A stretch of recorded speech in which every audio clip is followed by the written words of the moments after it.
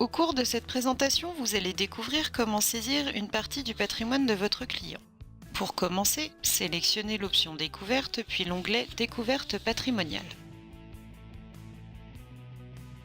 Dans la rubrique Revenus professionnels, vous pouvez saisir l'ensemble des revenus perçus par votre client et son conjoint. Il n'est pas tenu compte d'éventuelles rémunérations perçues par les enfants. Trois options d'évolution de ces revenus sont proposées: stable, modérée et forte.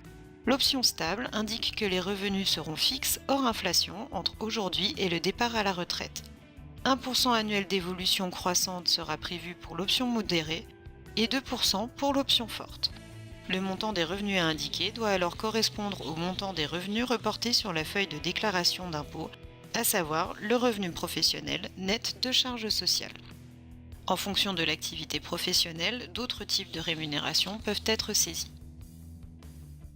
Dans la rubrique Biens d'usage, vous pouvez saisir la valeur de la résidence principale, de la ou des résidences secondaires ou encore des autres biens. Pour les résidences secondaires, si le client en détient plusieurs, il faut en indiquer le nombre et saisir la valeur de chacun des biens. Seules sont à mentionner ici les résidences secondaires qui ne sont pas louées. Les autres biens sont composés par exemple des effets personnels, bijoux ou encore mobilier, c'est-à-dire l'ensemble des biens et valeurs utilisés dans le cadre de la vie quotidienne. Sauf exception, les collections atteignant un certain prix sont plutôt arrangées parmi les placements. Le montant à saisir correspondra à la valeur vénale de chaque bien. Si vous traitez le cas d'un couple, le bien est considéré par défaut appartenir en commun aux deux époux, quel que soit le régime matrimonial, soit 100% en commun ou indivis.